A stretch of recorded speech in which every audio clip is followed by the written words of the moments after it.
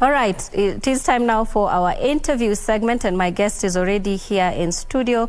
I am joined by Eric Oyugi, who is the CEO of Malipo Circle, and we are going to be talking around the topic of micro-lending. Good afternoon, Mr. Oyugi, and thank you for making time for us. Thank you very much, Nisi, for having me. Asante sana. Asante. So just, you know, most of these apps are on the phone, and most people using an app would be using a smartphone. So how different is your app? Does it allow for people who don't have a smartphone to be able to access it? Thank you very much, Nisi, once again. I think the issue of financial inclusion as people move to digital ways of managing money is something that we are trying to address as Malipo. And one of the key things is we enable you to manage your Chama, because what we are trying to say is look, you have found a very ingenious way of how to pull resources together as a group and then how to use those resources to help you people exit poverty, okay? But we notice that the way you are doing it, which is cash-based, which is expensive and exposes you to the risk of managing cash and everything that comes with it. Moving digitally is very cheap. We already have M-Pesa, which is built right into your phone. So Malipo enables you to then make those contributions using your normal M-Pesa phone without having to have a smartphone. So that's how we try to bridge the digital financial gap in that. Okay. Yeah. I like that you bring the risks part. Yeah. What would be the main challenges of digital transformation in Kenya? If I leave out the obvious risks of how do you manage fraud in a digital environment, which is a new challenge that is coming up and everybody has to deal with, I think the biggest challenge, especially in the space that we play in, which is in Chamas, is how do you entrust one person to manage your money, okay? Commonly known as the treasurer, who is the custodian of all the funds of the Chamas. So how do you manage that risk? How do you decouple that risk from the Chama itself? And what Malipo does so well is that it provides transparency in how that management then comes in. So it is no longer just the treasurer's work to manage the contributions, to give out loans, to manage how the money moves to the bank and to give you reports.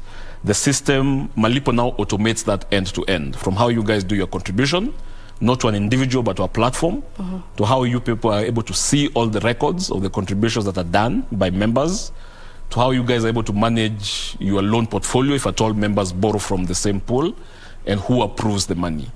And you can even go as far as saying there are different levels of authorization that have to be done before our money leaves the Chama.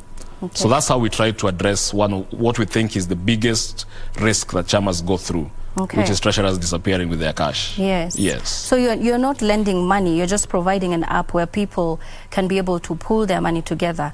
What other things do you offer? Why Malipo? So we say we are trying to create the biggest network of connected Chamas in Kenya. And why is that key for us? One is Chamas want to know how do we learn from each other, because every Chama has these dynamics. There are those which have succeeded, there are those who have failed. How do you learn from each other? How do you trade with each other as a Chama? And then how do you connect with each other?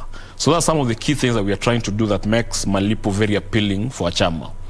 And as we do all this, the key thing for us is we want to reduce the amount of burden that a Chama has on their finances as much as possible.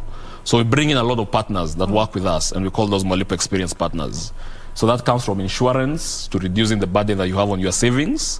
When one Chama member has a problem, how do you support that person? So we bring in insurance, from last expense insurance, medical insurance. So any partner that enables us to make your money do more for you as a Chama, that's how we come in, and that's why we find Malipo to be such a powerful solution for Chamas. Okay. Yeah.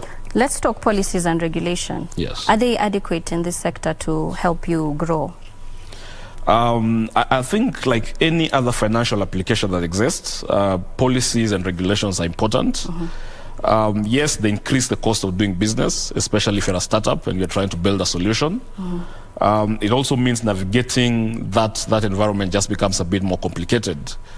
So, of course, around policies, we wish they were easier and faster to adopt and work with. But we must say there's a lot of progress that has also been made to enable financial applications to thrive in the market. Yes. Okay. And from where you sit, do you feel that consumers understand some of these emerging technologies, as, for example, yours? We are seeing a lot of traction around it, which means people appreciate the fact that governance is important in how they manage their money in groups. Okay? And like any technology, new or even present, a lot of user education then becomes very important, okay? Because users always have the problems around, is our money safe? If we transact this, is our data safe? Will our data be shared? If we do this transaction, are we sure to get exactly what we've been promised?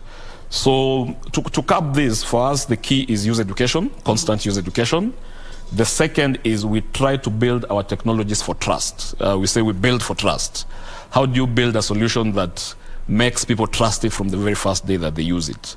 So those are the two principles that we use a lot in trying to build our solutions. Okay. Yeah. So user education is one of those things you've mentioned, but what would be some of your other challenges in digital transformation in this country?